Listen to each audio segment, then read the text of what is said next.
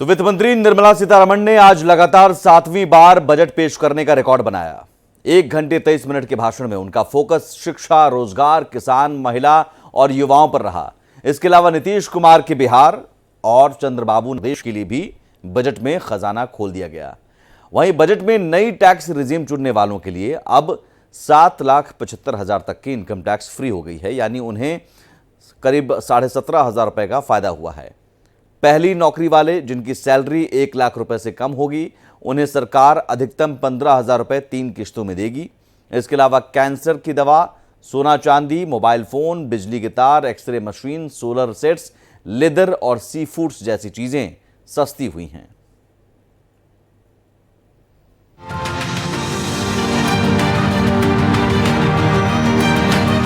वित्त मंत्री निर्मला सीतारमण ने मंगलवार को लगातार 7वीं बार बजट पेश कर जहां अपने नाम बड़ा रिकॉर्ड दर्ज किया, तो वहीं इस बार सीतारमण के पिटारे से निकले बजट ने कई क्षेत्र के लोगों को गदगद कर दिया। वित्त मंत्री ने बजट भाषण में जहां बिहार में विभिन्न सड़क परियोजनाओं के लिए 26,000 करोड़ रुपए का प्रस्ताव रखा, तो वहीं बिहार, झारखंड, पश्चिम बंगाल, ओडिशा और आंध्र प्रदेश के सर्वांगीण विकास के लिए पूर्वोदय योजना लाने का भी ऐलान किया। We will also support development of road connectivity projects, namely 1. Patna-Purnia Expressway, 2. Buxar-Bhagalpur Expressway, 3. Bodh Gaya, Rajgir, Vaishali and Darbhanga spurs, and 4. Additional 2-lane bridge over River Ganga at Buxar at a total cost of 26,000 crore rupees. वित्त मंत्री निर्मला सीतारमण ने 2024-25 के अपने budget में कहा कि विनिर्माण क्षेत्र में सरकार MSMI के लिए लोन गारंटी योजना लाएगी, जिसमें 100 करोड़ रुपए तक के कर्ज के लिए गारंटी की जरूरत नहीं होगी। वित्त मंत्री ने कैंसर मरीजों को इलाज में बड़ी राहत दी है। मेडिकल में कैंसर से जुड़ी बीमारियों में इस्तेमाल होने वाली दवाएं, उपकरणों पर कस्टम ड्यूटी घटाई गई है। इसमें कैंसर का इलाज सस्ता होगा। इसके अलावा वित्त मंत्री ने महिलाओं को भी बड़ा तोहफा दिया है। उन्होंने सोने और चांदी पर कस्टम ड्यूटी घटाकर 6% कर दी है। पिछले कुछ समय से मिडिल क्लास इस बजट से राहत की उम्मीद लगाए बैठा था और इस बार बजट में टैक्स पेयर्स को उम्मीद के हिसाब से राहत दी गई है। हालांकि ओल्ड टैक्स रिजीम में कोई बदलाव नहीं किया गया है, लेकिन न्यू टैक्स रिजीम के तहत आने वाले लोगों को बड़ी राहत दी गई है। न्यू टैक्स रिजीम में जहां स्टैंडर्ड डिडक्शन को बढ़ा दिया गया है, तो वहीं 3 लाख तक की सालाना आय वालों को टैक्स नहीं देना होगा। Coming to personal income tax rates, I have 2 announcements to make for those opting for the new tax regime. First, the standard deduction for salaried employees is proposed to be increased from 50,000 to 75,000 rupees. In the new tax regime, the tax rate structure is proposed to be revised as follows: 0 to 3 lakh rupees, nil. वहीं इस budget को प्रधानमंत्री नरेंद्र मोदी ने देश को विकास की नई ऊंचाई पर ले जाने वाला बताया है और कहा है ये समाज के हर वर्ग को शक्ति देगा। बजट भारत को दुनिया की तीसरी सबसे बड़ी आर्थिक ताकत बनाने की प्रक्रिया में काम करेगा, साथ ही विकसित भारत की एक ठोस नींव रखेगा। Bureau report, Bharat express. और इस बजट पर लोगों का क्या रिएक्शंस हैं? लोग खुश हैं या फिर मायूस हैं? इसे समझने के लिए लगातार हमारे संवाददाता लोगों से बातचीत कर रहे हैं। लखनऊ से हमारे साथ इस वक्त जुड़े हुए हैं रजनीश और मुंबई से आंचल तिवारी जुड़ी हुई है हमारे संवाददाता। सबसे पहले मैं मुंबई का रुख करूंगा। आंचल, शेयर मार्केट का हाल बजट से जो दिखा वो बहुत मायूसी भरा रहा। ऐसा लगा कि बाजार ने कुछ और एक्सपेक्ट किया था, कुछ और उम्मीद की थी, लेकिन उसे झटका मिला। जी बिल्कुल सुमित, जिस तरीके से आज बाजार में गिरावट देखी गई है, ऐसा ही लग रहा था कि बाजार को इस बार का जो राश नहीं आया है। इसके साथ ही साथ अभी आज बाजार गिरावट के साथ ही बंद हुआ है। अब कल देखना होगा कि बाजार में क्या कुछ मोमेंटम दिखाई देगा। लेकिन बजट कैसा रहा है, क्योंकि जिस तरीके से जो सत्ता पक्ष के लोग हैं वो इसे ऐतिहासिक बजट बता रहे हैं, तो विपक्ष सीधे इस बजट को लेकर नकार रहा है। ऐसे में आम जनता हमारे साथ में मौजूद है, एडवोकेट मौजूद है, जिनसे ये जानेंगे कि आज जो बजट पेश हुआ है वो कैसा रहा है और बजट से क्या कुछ उम्मीदें थी। सबसे पहला सवाल आपसे करेंगे, बजट से क्या कुछ उम्मीदें थी और बजट आज जो पेश हुआ वो कैसा रहा है? मैडम जी, आज का बजट है ना बहुत शानदार और बहुत सराहनीय रहा है। ये मोदी जी के राज में 10 साल 11 साल में, और अपने जो वित्त मंत्री सीताराम वित्त मंत्री के हिसाब से ये 7वां बजट है, और उन्होंने बहुत अच्छा शानदार अपना बजट पेश किया है। और इसमें मीडियम वर्ग को बहुत ज़्यादा फ़ायदा हुआ है इसमें, और इनकम टैक्स में भी 3 लाख रुपए लग की बिल्कुल छूट दी गई है। और भी लोगों से जानने की कोशिश करते हैं इनकम टैक्स को लेकर क्या कहेंगे, क्योंकि 3 लाख लोगों के लिए जो आम जनता है उसे तो राहत मिले, लेकिन कहीं ना कहीं बड़े वर्गों को थोड़ा घाटा जरूर हुआ है। नहीं, इनकम टैक्स स्लैब तो चेंजेस होते जा रहे हैं और बेहतर ही होते जा रहे हैं। मोदी 3.0 का जो स्लैब है वो इट हैज़ बढ़िया ही होते गया है पिछले 2 टाइम के टर्म से। जो गरीबों है उनको सब्सिडी दिया है, जो अमीर है उनको रिबेट दिया है, और मिडिल क्लास वालों को वही बिस्किट दे दिया है वापस। कुछ उसमें बेनिफिट्स तो है नहीं, बट ठीक है, जितना बेटर हुआ है। कुछ कर्टेल तो नहीं किया उन लोग ने। प्लस आंध्रा और बिहार का जो आया है, जो एक्स्ट्रा सब्सिडी आई है, वो बहुत ही अवेटिंग था, क्योंकि उन लोग का अलायंस का गवर्नमेंट है। तो आंध्रा और बिहार को जो फंड्स दिया है बहुत मतलब आ रहा है। और क्या कुछ बजट में बदलाव होना चाहिए था एक आम जनता के तौर पर? थोड़ा चीज़ों के ऊपर जीएसटी ये सब पे जो कम किया था, उस सब से चीज़ों के जो इन्वेंट्री भी कम करते हैं इन लोग, थोड़ा सब्सिडी करते हैं, क्योंकि आत्मनिर्भर भारत किया है। तो जो एमएसएमई में जो कर रहे हैं उनको अगर थोड़ा रिबेट दिया होता तो चीज़ें सस्ती पड़ती तो इनडायरेक्ट लोकल लोगों के लिए मदद होती है। और भी लोगों से बातचीत करते हैं। अंकल, बजट पेश हुआ है, आम जनता को कितनी राहत मिली? बहुत राहत मिल गई है, बहुत राहत मिल गई है, बढ़िया हो गया है। आप क्या कहेंगे? देखिए, बजट में और भी क्या कुछ बदलाव होना चाहिए था जिससे आम जनता को राहत मिल सकता था? बड़े वर्गों को तो राहत दी गई है। इसमें मैडम पेट्रोल और डीजल उसको भी सस्ता किया है। तो पेट्रोल डीजल जो सस्ता होता है ना, उससे गरीब लोगों को और उससे हर किसी को बहुत ज़्यादा फ़ायदा होता है। और एमएसएमई में भी ये लोगों ने इस बार बहुत ज़्यादा मतलब बहुत अच्छा किया है, और एमएसएमई में भी ये लोग बहुत ज़्यादा लोन भी दे रहे हैं, और युवा वर्ग के लिए रोज़गार के लिए भी ये लोगों ने बहुत अच्छा कार्य किया है। और कम से कम 1 करोड़ से ऊपर युवा वर्ग जो होगा ना, जो कंपनी में अपनी इंटर्नशिप करते हैं ना, तो उनको महीने का 7,000 रुपया भी ये अभी इस बजट में देने की घोषणा हुई है। उसके हिसाब से बजट तो बहुत शानदार है, सराहनीय है, बहुत अच्छा बजट है। मुझे लग रहा है जो राह चलते भी हैं वो युवा भी हैं, यूथ भी हैं, कुछ महिलाएं भी हैं, अगर उनसे भी बात कर सकें। और कुछ स्ट्रीट वेंडर्स भी हैं, सब्जी बेचने वाले भी, क्योंकि इसमें एक खास है कि साप्ताहिक बाजार 100 साप्ताहिक बाजार जो स्ट्रीट वेंडर्स के लिए लगाए जाएंगे उसका भी ऐलान हुआ है। तो उन वर्ग के लोगों से भी बात करें। जी बिल्कुल सुमित, मैं कोशिश करूंगी बात करने के लिए। जिस तरीके से बजट पेश किया गया है वो राहत वाली बजट तो रही, लेकिन आम वर्ग को कहीं ना कहीं बिल्कुल थोड़ा निराशाजनक रहा है। लोग यहाँ पर मौजूद है लेकिन वो बात करने के लिए तैयार नहीं है सुमित।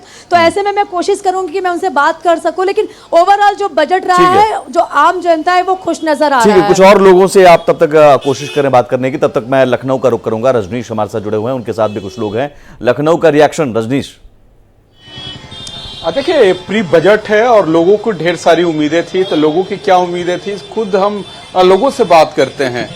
मोदी सरकार का प्री बजट है, दावे तमाम किए जा रहे थे, अभी भी दावा किया जा रहा है कि जो हमारा बजट है लोकहित का है। बिल्कुल, मोदी जी के जो अर्थशास्त्री हैं, जो बजट का रणनीति तैयार करते हैं, जो बजट का प्लानिंग तैयार करते हैं, आज वो बजट का मूर्त रूप देते हैं। तरसाती है कि आंकड़ा और धरातल का अगर दोनों के मध्य के दूरी को जब मैं कंपैरिजन में लाता हूं, जब उस पे मैं अमल करता हूं, जब उसके संक्षिप्त सार को लिखने की बात करता हूं, तो पता चला कि 0 उसका रिजल्ट आ जाता है।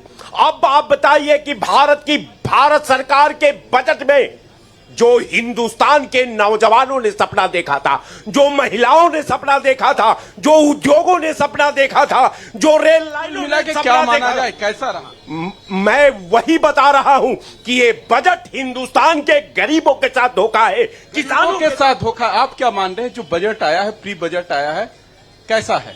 देखिए, माननीय प्रधानमंत्री जी के जो तीसरे कार्यकाल का बजट है, यह बहुत ही देशवासियों के लिए और युवाओं के लिए, महिलाओं के लिए और खासकर से किसानों के लिए पूरे देश हित में बहुत ही सराहनीय बजट है। इससे गांव गरीब की चिंता किया है प्रधानमंत्री जी ने, और देश की जनता ये तय करती है। आज आदरणीय प्रधानमंत्री जी के ऊपर देश की जनता ने तीसरी बार भरोसा जताते हुए देश का उन्होंने तीसरी बार भरोसा जताया। आपको क्या लग रहा है, कैसा है बजट? थोड़ा सा आगे आके आप आ जाए, कैसा है बजट? दावे प्रति दावे यहीं पे हो रहे हैं। कुछ लोग कह रहे हैं कि फेवर में है, कुछ लोग कह रहे हैं कि अनफेवर में है। बजट वास्तव में मुंगेरी लाल के हसीन सपने हैं। बेरोजगारों के लिए कितना बजट दिए, शिक्षा पे कितना बजट दिए, चिकित्सा पे कितना बजट दिए, और कल कारखाने खोलने के लिए कितना बजट दिए। देश में बेरोजगारी फैली हुई है, उनके लिए क्या आप नया लेके आए हैं कि हाँ उनको रोजगार मिलेगा। आप अस्पताल खुलवा रहे हैं, कितना बड़ा अस्पताल खुलवा रहे हैं, इसको तो बता नहीं रहे हैं। तो ये बजट एक तरह से छलावा है, जनहित में नहीं है। महिलाओं के लिए गैस सिलेंडर कितना कम हो रहा, आधी आबादी के लिए कौन सा बजट दिए हैं आप माननीय सीतारमण जी, क्या दिए हैं आप ये बताइए। बजट कैसा है? बजट बहुत बढ़िया है। अब उससे ज्यादा क्या कहा जा सकता है। माननीय मोदी जी के नेतृत्व में जितने भी आज तक बजट हुए हैं, युवाओं के लिए और रोड के लिए इंफ्रास्ट्रक्चर पे विशेष ध्यान दिया गया। जब रोड रहेगा, मिली जुली प्रतिक्रियाएं आ रही है रजनीश। कुछ लोग निराश हैं, कुछ लोग गुस्से में हैं, आक्रोश हैं, कुछ लोग कह रहे हैं कि नहीं ठीक है, सराहनीय है। मिडिल क्लास के लिए कुछ ज्यादा खास नहीं है। मुंबई से भी इसी तरह की मिली जुली प्रतिक्रियाएं। कुछ और भी लोगों से हम बात करेंगे। दिल्ली और अहमदाबाद भी आपको लिए चलेंगे। दिल्ली से हमारे साथ रमेश सिंह भी जुड़ गए हैं, अहमदाबाद से अरविंद शर्मा भी, भोपाल से अजय भटनागर भी जुड़ गए हैं, और उन तमाम लोगों से बातचीत करेंगे। शहर में, अलग अलग शहरों में किस तरह के रिएक्शंस है ये दिखाएंगे आपको एक छोटे से ब्रेक के बाद। अजय, भोपाल का रिएक्शन। निश्चित तौर पर भोपाल में भी मिला जुला रिएक्शन है बजट को लेकर। तमाम जब से बजट पेश हुआ, कई लोगों से हमारी बातचीत हुई, तो कई लोगों ने बजट की सराहना भी की है। कई लोगों ने सिर्फ इस बात पर सवाल उठाया है कि मध्य प्रदेश से 29 सीटें मिली हैं और उसके बाद भी मध्य प्रदेश को क्या मिला है, इस बात को लेकर भी सवाल। चलिए अजय, आपकी आवाज स्पष्ट नहीं आ रही, कुछ तकनीकी दिक्कत है, मैं दोबारा आपके पास आऊंगा। रमेश, जल्दी से रिएक्शन जो सियासी गलियारों में, हालांकि विपक्ष के नेता सीधे इसे कह रहे हैं कि कुर्सी बचाओ बजट है, विपक्ष इसे नकार रहा है, सत्ता पक्ष इसे बेहतर बता रहा है, लेकिन फिर भी रिएक्शन किस तरह के मिल रहे हैं? और क्या इस बजट से सिर्फ यही साधने की कोशिश की गई कि कैसे गठबंधन बेहतर रहे, और साथ साथ रोजगार एक बड़ा सवाल लोकसभा चुनाव में था, रोजगार के मुद्दे पर बहुत नुकसान बीजेपी को हुआ, तो रोजगार को एक प्राथमिकता देने की कोशिश की गई, युवाओं को साधने की कोशिश, और मिडिल क्लास को जस्ट एक थैंक्स कहने, थोड़ी सी राहत, एक जो दर्शक ने कहा भी कि बिस्किट दे दी गई। बिल्कुल, आप देखें तो ये बजट उसी तरह था। अगर आप इसे सरसरी तौर पे देखेंगे तो तीन ही बात नजर आती है इस बजट में। पहला कि सरकार बचाने की कवायद, गठबंधन के जो दो प्रमुख दल हैं, चाहे वो बिहार के नीतीश कुमार हो, चाहे आंध्र प्रदेश के चंद्रबाबू नायडू, 61,000 करोड़ दे के बिहार को विकास के रास्ते पर लाए जाने की कोशिश है। दूसरी तरफ चंद्रबाबू नायडू को 15,000 करोड़ दिया गया है कि अमरावती का विकास करें और भी जो विकास कार्य हैं वो करें। तो कहीं ना कहीं जो गठबंधन है, जो पहली कवायद है सरकार की, सरकार जब रहेगी तभी आगे विकास का काम होगा, इसलिए सरकार ने अपने गठबंधन को मजबूत किया है और दोनों सहयोगी दलों को पर्याप्त राशि दी है। ये अलग बात है कि चंद्रबाबू नायडू लगातार कह रहे हैं कि हमारी सीटें ज़्यादा हैं, हमें ज़्यादा मिलना चाहिए। पर दूसरी बात, और आप देखें कि दोनों नेता संतुष्ट हैं। खुद नीतीश कुमार ने कहा कि बिहार को विशेष राज्य का दर्जा नहीं मिला पर विशेष पैकेज मिला है, इससे मैं पूरी तरह से खुश हूं। और अब विपक्ष का मुंह बंद है, जो लगातार विपक्ष बिहार को विशेष राज्य के दर्जे की मांग कर रहा था। दूसरी बात, जो बेरोजगारी थी, बड़ा मुद्दा बेरोजगारी बना और इसके कारण लोकसभा चुनाव में भारतीय जनता पार्टी को बड़ा नुकसान उठाना पड़ा। उसमें अग्निवीर भी एक मुद्दा था जिसे इस बजट में टच नहीं किया गया है। पर रोजगार पे सरकार की चिंता है, सरकार चिंतित दिखाई दे रही है। सरकार ने करोड़ों लोग जो 1 लाख से कम की आय पे ईपीएफ अकाउंट खुलवाएंगे, उसमें सरकार अंशदान करेगी। ये सब अच्छे कदम उठाए हैं सरकार ने, जिससे कि जो रोजगार पाएंगे युवक, उनको राहत मिलेगी। साथ साथ तमाम मुद्रा पैकेज को बढ़ावा दिया गया है। लोन, एजुकेशन लोन को बढ़ावा दिया गया है कि वो 3% उसमें जो लोन का जो ब्याज का है वो सरकार देगी। तो इस तरीके से राहत के कार्य किए गए हैं।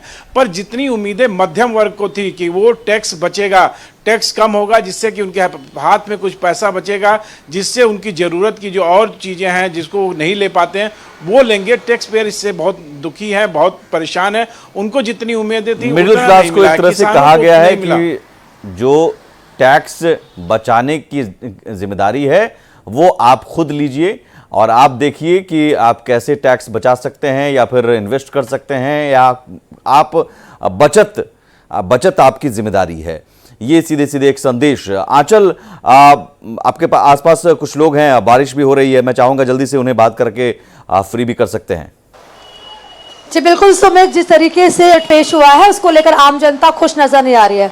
सबसे पहला सवाल आपसे ये है कि बजट के बारे में क्या कहें, कैसा बजट रहा? बहुत अच्छा बजट है, बहुत अच्छा बजट है। बजट में एक नंबर का मोदी साहब ने एक नंबर बजट दिया है। क्या है एक महिलाओं नंबर को में? लेकर ज्यादा फोकस नहीं किया गया है सुमित, लेकिन जिस तरीके से एक लुभाने की कोशिश की गई है उस पर बात करने के लिए मौजूद है। महिलाओं के बारे में क्या कहेंगे? महिलाओं को जरूर मैडम इस बजट में निराश किया गया है कि महिलाओं के लिए कोई विशेष पैकेज इसमें घोषणा नहीं। हाँ जरूर आवासीय योजना में कुछ महिलाओं के लिए किया है, जिसे आवास मोदी जी के हिसाब से प्रधानमंत्री आवासीय योजना में उनके लिए जरूर किया गया है। बाकी महिलाओं के लिए विशेषकर इस बजट में कुछ ज़्यादा नहीं किया गया है। आंध्र प्रदेश और बिहार के लिए बहुत बड़ा पैकेज किया गया है, उससे दूसरे राज्यों को ऐसा लग रहा है कि हमारे साथ कुछ सौतेला व्यवहार किया गया है करके। लेकिन बिहार बहुत पिछड़ा वर्ग है, तो मोदी जी ने जो सब सोच समझ के काम किया है। योगी राज में उत्तर प्रदेश तो बहुत आगे आ गया है, लेकिन बिहार बहुत अभी भी पीछे है, तो उसके हिसाब से मोदी जी ने ये बहुत सही निर्णय लेके सही बजट दिया है और पैकेज ज़्यादा, जिससे बिहार का भी विकास होवे। और आंध्र प्रदेश जो अलग अलग हो गया था ना, तो उसके हिसाब से आंध्र प्रदेश भी बहुत पीछे था। ठीक है आंचल, मैं आऊँगा दोबारा फिर आपके पास। चलिए, बिहार, ये अच्छी बात है कि महाराष्ट्र में भी ये चर्चा हो रही है कि बिहार को मिला है, आंध्र को मिला है, तो ये अच्छी बात है। ऐसा नहीं कि महाराष्ट्र वाले कह रहे हैं कि भाई बिहार को आपने दे दिया, महाराष्ट्र को कुछ नहीं मिला। तो कम से कम ये लोग समझ रहे हैं कि बिहार पिछड़ा राज्य है, उससे दिया गया। हालांकि इसके पीछे कुछ सियासी मजबूरी भी है और ये भी लोग जानते हैं। अजय भटनागर हमारे साथ जुड़े हुए हैं भोपाल से। भोपाल में क्या रिएक्शन? और चूंकि मध्य प्रदेश ने तो 100% सफलता बीजेपी को दिलाई थी, मध्य प्रदेश को क्या मिला? निश्चित तौर पर 29 की 29 सीटें मिली हैं, तो काफ़ी उम्मीदें थी, काफ़ी आशाएं थी कि है ना ज़्यादा से ज़्यादा मध्य प्रदेश को मिलेगा। हम बात करते हैं, सीधे लोग हैं हमारे साथ मौजूद। मध्य प्रदेश को क्या मिला? मध्य प्रदेश ने 29 की 29 सीटें दी। देखिए, मोदी जी का चिंतन समग्र भारत का है और समग्र भारत में मोदी जी ने गांव, गरीब, मजदूर, नौजवान सबकी चिंता की। और यह बजट सर्वस्पर्शी बजट है। चाहे प्रधानमंत्री आवास की बात करें, हम दूसरी ओर हम कौशल उन्नयन की बात करें, मोदी जी ने युवाओं को ज़्यादा से ज़्यादा स्वरोजगार और रोजगार के जोड़ने की ओर इस बजट में ध्यान दिया है। हर गरीब का पक्का मकान बने, इस पर ध्यान दिया है। आयुष्मान की ओर ध्यान दिया है। माने समग्र विकास हो, समग्र समाज का विकास हो, इस ओर चिंतन किया। एक सवाल उठता है बार बार कि 80 करोड़ लोगों को जल्दी से अजय, कुछ और लोगों से भी समय कम है, तो फ्री बीज जो होता है उसको लेकर भी सवाल होता है। देखिए, step by step Modi ji काम कर रहे हैं। कांग्रेस ने इस देश को खोखला कर दिया था 50 सालों में। मोदी जी जब प्रधानमंत्री बने, 1 बाय 1 स्टेप इस देश में आत्मनिर्भरता लाने के लिए काम कर रहे हैं। आज भारत वैश्विक स्तर पर जो ठीक है अजय, यहीं रोकेंगे आपको। बहुत शुक्रिया, समय कम है, बहुत शुक्रिया। रमेश आपका, आंचल आपका बहुत शुक्रिया, अजय भटनागर आपका बहुत शुक्रिया। मिली जुली प्रतिक्रियाएं आ रही हैं। कुछ लोग कह रहे हैं ठीक है, कुछ लोग कह रहे हैं ठीक ठाक है, कुछ लोग कह रहे हैं शानदार है, और कुछ लोग तो बिल्कुल मायूस हैं। और ये हमेशा से बजट पेश होने के बाद होता आया है।